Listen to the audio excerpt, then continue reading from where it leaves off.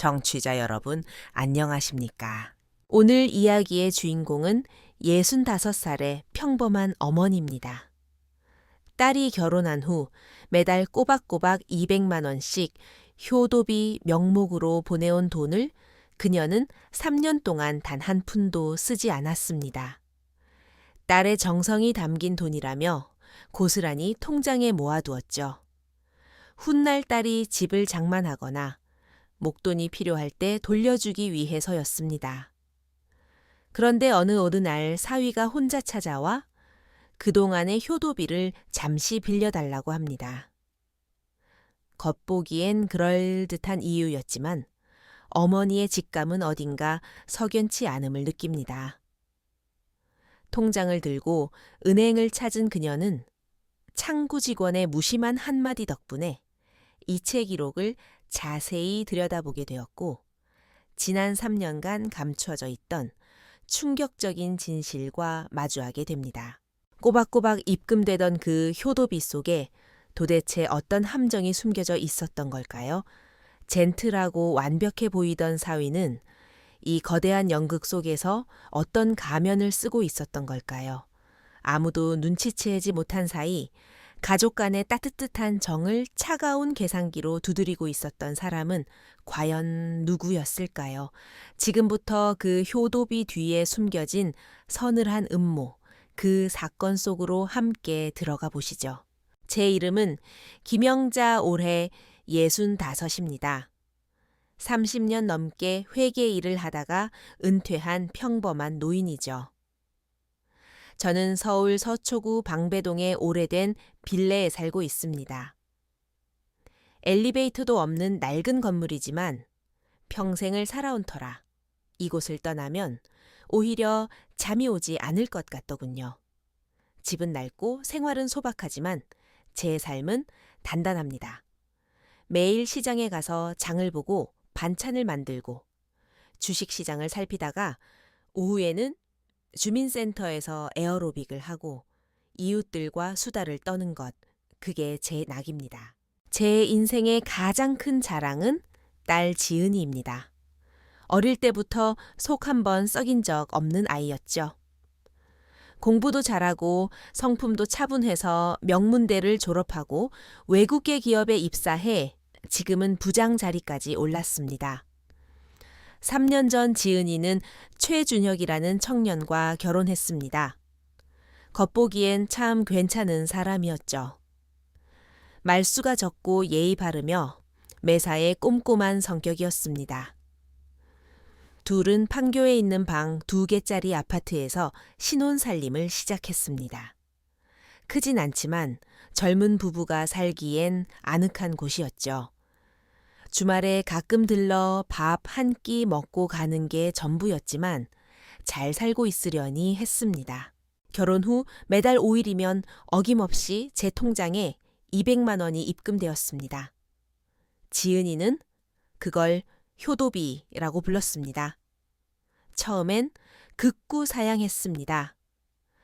내 연금도 넉넉하니 너희들 쓰라고 했지만 딸아이는 고집을 꺾지 않았습니다. 엄마, 그냥 내가 엄마한테 저축한다고 생각하고 받아줘. 엄마가 나 대신 관리해줘. 그 말에 결국 돈을 받기 시작했지만 차마 쓸 수가 없었습니다. 저는 그 돈을 별도의 통장에 차곡차곡 모았습니다. 3년이 지난 지금 원금만 200만 원이 되었습니다. 언젠가 아이들이 더 큰 집으로 이사를 하거나 아이를 낳으면 보태주려고 그게 엄마 된 돌이라 생각하며 소중히 간직하고 있었습니다. 그날은 토요일이었습니다. 거실 바닥에 햇살이 길게 들이우던 평화로운 오후였죠. 막 끓인 결명자차를 마시며 드라마를 보려는데 초인종이 울렸습니다. 문을 열어보니 뜻밖에도 사위 준혁이었습니다. 한 손에는 백도 복숭아 한 상자를 들고 있었는데 얼굴이 다소 수척해 보였습니다. 3년 동안 사위가 저 혼자 찾아온 건 처음이라 조금 놀랐습니다. 늘 지은이와 함께였고 그마저도 밥만 먹고 서둘러 가곤 했으니까요. 왠지 모를 위화감이 들었지만 웃으며 그를 맞이했습니다. 장모님 근처에 미팅이 있어서 왔다가 들렀습니다. 요즘 복숭아가 제철이라 맛이 좋더라고요. 아이고, 바쁜 사람이 웬일인가. 고맙네. 준혁은 차를 마시며 제 건강을 묻는 둥 일상적인 대화를 이어가더니 서서히 표정이 어두워졌습니다. 고개를 숙인 채 손을 만지작거리는 게 꼭 할 말이 있는 사람 같았습니다. 저는 재촉하지 않고 기다렸습니다. 장모님, 사실은 그는 어렵게 입을 뗐습니다. 오늘 좀 염치 없는 부탁을 드리려고 왔습니다. 무슨 일인데 그래? 편하게 말해보게. 그는 뜸을 들이다 조심스럽게 본론을 꺼냈습니다.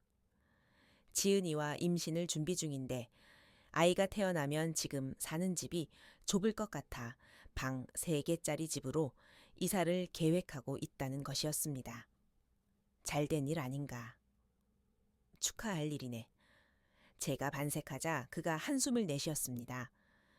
그런데 장모님도 아시다시피 서울 집값이 워낙 비싸서요.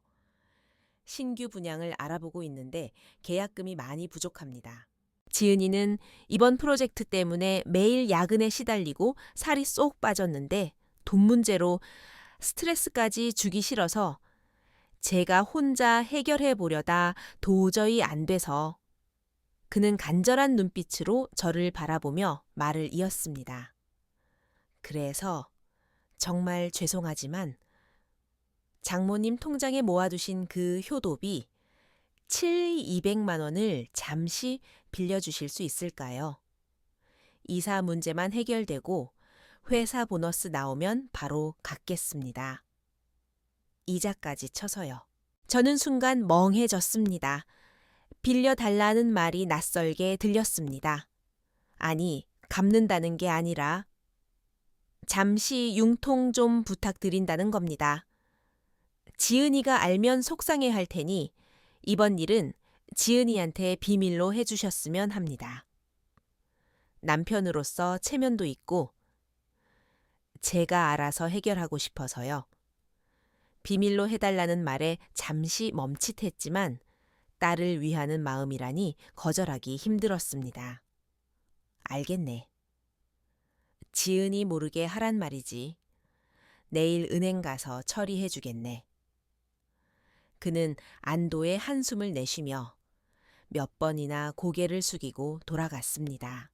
현관문이 닫히고 저는 식탁 위에 놓인 복숭아 상자를 바라보며 생각에 잠겼습니다. 평생 숫자를 다루며 살아온 저는 직감적으로 계산이 맞지 않는 느낌을 받았습니다. 딸에게 비밀로 해달라는 말이 귓가에 맴돌았습니다. 이사 같은 큰일을 부부가 상의 없이 진행한다는 게 이상하지 않습니까?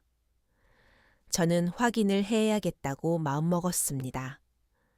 저녁에 지은이에게 전화를 걸었습니다. 수화기 너머로 들리는 딸의 목소리는 지쳐 있었습니다. 엄마, 나 아직 야근 중이야. 무슨 일 있어? 아니 그냥. 너희 요즘 별일 없나 해서? 혹시 이사 계획이나? 아이 계획 같은 거 있니 딸은? 잠시 침묵하더니 대답했습니다. 사실 요즘 집 알아보고 있긴 해. 아이 생각도 있고. 근데 엄마가 그걸 어떻게 알았어? 사위의 말이 사실이긴 했나 봅니다. 저는 시치미를 떼고 말했습니다. 그냥 TV 보는데 노후엔 넓은 집보다 병원 가까운 곳이 최고라길래 너희 생각나서 그랬지. 힘들면 쉬어가며 해라. 알았어, 엄마? 이번 프로젝트만 끝나면 찾아갈게. 전화를 끊고 나서 저는 결심했습니다. 어차피 이 돈은 딸 부부의 미래를 위해 모은 것이니 내 손주를 위해서라도 줘야겠다고 말입니다. 다음 날 아침 저는 통장과 도장 신분증을 챙겨 은행으로 향했습니다. 가을 바람이 제법 선선하게 불어오던 날이었습니다. 은행 창구에는 안면이 있는 젊은 직원장 대리가 앉아 있었습니다. 어머니 오랜만에 오셨네요. 오늘은 무슨 일로 오셨어요? 이 돈 200만 원 사위 계좌로 좀 보내주려고. 집 넓혀 간다길래 보태주려고. 제가 계좌번호가 적힌 메모를 건네자 장 대리가 웃으며 말했습니다.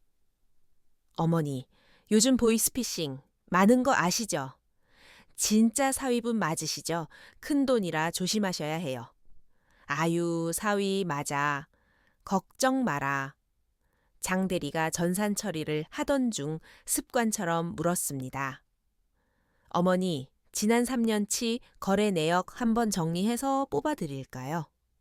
통장 정리 안 하신 지 꽤 되셨잖아요. 원래는 괜찮다고 하려 했으나 문득 그런 생각이 들었습니다. 이 통장의 기록은 딸의 효심이자 우리 모녀의 추억이나 다름없으니 기념으로 남겨두고 싶다는 생각 말입니다. 그래, 뽑아줘. 기념으로 간직하게. 잠시 후 지잉 소리와 함께 빳빳한 종이가 출력되어 나왔습니다. 저는 돋보기를 끼고 그 내역을 흐뭇하게 바라보았습니다. 빼곡히 찍힌 숫자들. 매달 200만 원. 그런데 최근 기록을 훑어보던 제 눈이 멈췄습니다. 심장이 덜컥 내려앉는 것 같았습니다. 3년 전부터 작년 가을까지는 저규란에 분명히 효도비 아이라고 찍혀 있었습니다.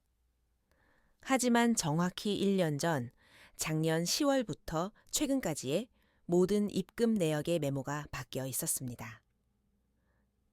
생활비, 대여. 머릿속이 하얗게 변했습니다. 저는 30년 경력의 회계사 출신입니다. 효도비는 증여입니다. 자식이 부모에게 주는 대가 없는 사랑이죠. 하지만 대여는 빚입니다. 언제든 법적으로 돌려받을 수 있는 채무가 되는 겁니다. 손이 부들부들 떨렸습니다. 어머니, 어디 편찮으세요? 장 대리의 목소리가 아득하게 들렸습니다. 이체의 실행 버튼을 누르기 직전이었습니다. 저는 다급히 소리쳤습니다. 멈춰. 지금 당장 멈춰요. 이체하지 마. 식은땀이 흘렀습니다. 저는 하마터면 내 등을 찌르려고 칼을 갈고 있는 사람에게 내 손으로 칼자루를 쥐어줄 뻔했습니다. 집으로 돌아온 저는 만견자실의 식탁에 앉았습니다. 은행에서 가져온 거래 내역서가 제 앞에 놓여 있었습니다. 생활비 대여라는 5글자가 비수처럼 꽂혔습니다. 지은이는 정말 몰랐던 걸까요? 아니면 사위가 혼자 꾸민 짓일까요? 그날 저녁 저는 지은이를 집으로 불렀습니다. 좋아하는 갈비찜과 굴전을 해놓고 기다렸습니다. 퇴근한 지은이는 피곤한 기색이 역력했습니다. 밥을 먹는 둥 마는 둥 하는 딸에게 조용히 물었습니다. 지은아 너희 부부 공동 계좌 비밀번호. 지금 누가 관리하니 준혁 씨가요. 자기가 재테크에 밝다고 해서 맡겼는데 왜요? 그럼 매달 나한테 들어오는 돈 자동이체 설정도 준혁이가 했겠구나. 네, 처음엔 제가 했는데 나중엔 그 사람이 관리하니까. 엄마 돈은 잘 들어오죠. 저는 말없이 가방에서 거래 내역서를 꺼내 딸 앞에 펼쳐 보였습니다. 이거 봐라. 지은이가 종이를 들여다보더니 표정이 순식간에 굳어졌습니다. 생활비 대여. 이게 뭐야? 난 효도비로 알고 있었는데 작년 10월부터 다 바뀌어 있네. 딸의 손이 떨리고 있었습니다. 엄마, 나 이거 정말 몰랐어. 준혁 씨가 왜 이렇게 해놨지? 어제 준혁이가 와서 이 돈을 빌려달라고 하더구나. 너한테는 비밀로 하고. 만약 내가 오늘 이 돈을 줬다면 나중에 무슨 일이 생겼을 때 이 기록들이 어떻게 쓰였겠니? 지은이는 충격에 말을 잇지 못했습니다. 우리는 밥상을 치우고 딸의 노트북을 켰습니다. 사위가 야근이라며 집에 늦게 들어오는 날이었습니다. 지은이는 떨리는 손으로 공동 계좌에 접속했습니다. 비밀번호를 몇 번이나 틀린 끝에 겨우 로그인이 되었습니다. 거래 내역을 1년 전으로 돌려보았습니다. 매달 제게 200만 원이 생활비 대여로 나가는 동안 또 다른 이체 내역이 눈에 들어왔습니다. 매달 500만 원. 받는 사람은 최철수 사위의 부친 와 이명순 사위의 모친. 적요란에는 부모님 효도 지원금, 병원비 보조비라고 적혀 있었습니다. 지난 1년간 시댁으로 흘러들어간 돈만 6천만 원이 넘었습니다. 지은이는 입을 틀어 막았습니다. 엄마, 나 이건 정말 몰랐어. 시댁에 생활비 드리는 건 합의된 적도 없는데 매달 500이라니. 저는 냉정하게 말했습니다. 지은아 액수가 문제가 아니다. 놈은 의도적으로 기록을 구분한 거야. 나한테 준 돈은 대여금이라서 나중에 이혼하거나 문제가 생기면 소송을 통해 돌려받을 수 있게 해두었고, 자기 부모한테 준 돈은 효도비나 병원비로 명시해서 법적으로 증여로 인정받아 돌려받지 않아도 되게끔 설계한 거다. 이혼. 엄마 준혁 씨가 이혼을 준비하고 있다는 거야, 그래? 1년 전부터 자산을 빼돌리고 나를 빚쟁이로 만들 증거를 모으고 있었던 거야. 이건 단순히 돈 문제가 아니라 탈출 계획을 세운 거다.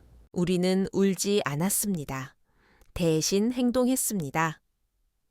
저는 아는 지인을 통해 이혼 소송 전문 변호사와 베테랑 사립 탐정 강 실장을 소개받았습니다. 며칠 뒤 강 실장이 내민 태블릿 PC 속 사진들은 참혹했습니다. 사위 최준혁은 야근이 아니라 강남의 한 고급 오피스텔로 퇴근하고 있었습니다. 그곳은 준혁이 만든 페이퍼 컴퍼니 명의로 계약된 곳이었습니다.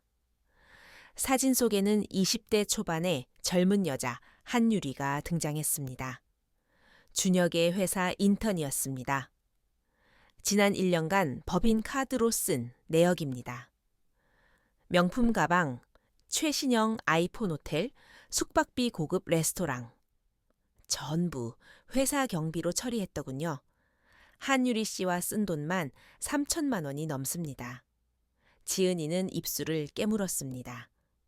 배신감보다는 분노가 그리고 냉철한 이성이 차오르는 게 보였습니다. 엄마 놈이 원하던 그 200만 원 주겠다고 해. 만나서 주자. 그래, 아주 성대하게 줘야지. 우리는 홍문년 초나라 한구가 유방을 죽이려 했던 연회를 준비했습니다. 저는 사위에게 전화를 걸어 돈을 주겠다고 했습니다. 그는 뛸 듯이 기뻐하며 금요일 저녁 청담동의 유명한 중식당을 예약했습니다. 약속 당일 룸에 들어서는 준혁의 얼굴은 화색이 돌았습니다. 와인까지 한 병 들고 있었죠. 장모님, 정말 감사합니다. 이 은혜 평생 잊지 않겠습니다.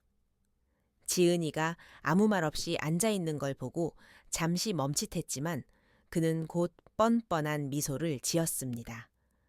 지은이도 왔네. 미리 말해주지. 저는 가방에서 200만 원짜리 수표가 든 봉투를 꺼내 테이블 위에 올렸습니다. 그의 눈이 탐욕스럽게 빛났습니다.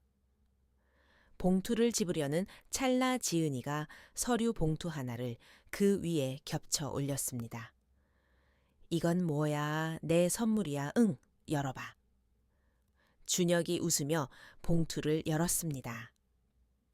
그리고 그 안에서 쏟아져 나온 것은 수표가 아니라 오피스텔 주차장에서 그가 내연녀와 키스하는 사진들이었습니다.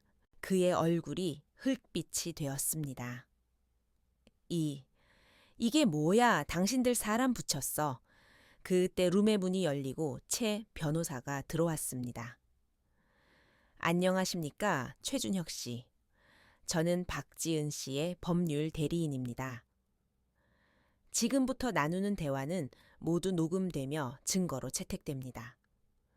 준혁은 뒤로 물러나며 소리쳤습니다. 이건 함정이야 불법이라고 제가 차분하게 말했습니다. 네가 우리에게 가르쳐준 것에 비하면 약과지. 자, 이건 네가 회사 돈 횡령해서 쓴 내역, 이건 시댁으로 빼돌린 자금 내역, 그리고 네가 몰래 바꾼 생활비 대여 기록까지 다 여기 있다. 지은이가 차갑게 덧붙였습니다. 이혼 소송 들어갈 거야. 회사 감사팀에도 이 자료 넘어갈 거고, 당신이 그토록 치밀하게 준비한 대여금은 법원에서 인정받지 못할 거야. 우리가 증여라는 걸 입증할 테니까. 준혁은 의자에 주저앉았습니다. 1년 동안 완벽하다고 믿었던 그의 계획은 단 한 끼의 식사 자리에서 산산조각이 났습니다. 이혼 절차는 2달 만에 끝났습니다. 법원은 사위가 주장한 대여금에 대해 차용증이 없고 상환 의사가 불분명하다며 기각했습니다. 오히려 그가 부모에게 보낸 돈 중 일부는 재산 은닉으로 간주되어 재산 분할 대상에 포함되었습니다. 그는 유책 배우자로서 위자료를 물어내야 했고 회사에서도 해고당했습니다. 퇴직금마저 횡령액을 메우는 데 쓰였다더군요. 모든 것이 정리된 후 어느 날 오후 저는 서랍 속에서 그 200만 원짜리 수표를 꺼냈습니다. 우리 가족의 믿음이자 배신의 증거였던 그 종이 한 장. 저는 지은이에게 말했습니다. 이 돈 우리가 쓰지 말자. 왜요, 엄마? 이 돈엔 너무 많은 거짓과 계산이 묻어 있어. 찝찝해서 못 쓰겠다. 가장 깨끗한 곳에 쓰자. 지은이는 고개를 끄덕였습니다. 우리는 경기도 외곽에 있는 한 요양병원을 찾았습니다. 시설은 낡았지만 따뜻한 곳이었습니다. 우리는 그 돈을 전액 기부했습니다. 원장님께는 작은 메모 하나만 남겼습니다. 이 돈은 한때 누군가의 욕심과 계략이었지만 이제는 누군가에게 따뜻한 햇볕이 되기를 바랍니다. 병원을 나오는데 휠체어에 앉은 한 할아버지가 우리를 보며 아이처럼 해맑게 웃으셨습니다. 지은이가 그 모습을 보며 제 손을 잡았습니다. 엄마 말이 맞았어? 상처는 아프지만 선한 마음으로 덮으면 다 치유가 되네. 우리는 서로의 손을 꼭 잡았습니다. 세상엔 계산하고 속이는 사람들이 많지만 그래도 우리는 계산 없이 사랑하고 손해보더라도 진심을 다하는 사람으로 남기로 했습니다. 왜냐하면 진정한 힘은 악착 같은 계산이 아니라 넉넉한 마음에서 나온다는 걸 알게 되었으니까요. 여러분은 이 이야기를 어떻게 들으셨나요? 가족이라는 이름 뒤에 숨은 차가운 계산, 그리고 그것을 넘어서는 모녀의 지혜와 사랑. 만약 여러분이 저였다면 그 순간 어떤 선택을 하셨을까요? 오늘의 이야기는 여기까지입니다. 여러분의 소중한 의견을 댓글로 남겨주세요. 그리고 이 이야기가 마음에 드셨다면 구독과 좋아요 부탁드립니다. 그럼 저는 다음 시간에 더 깊이 있는 인생 이야기로 찾아오겠습니다. 감사합니다.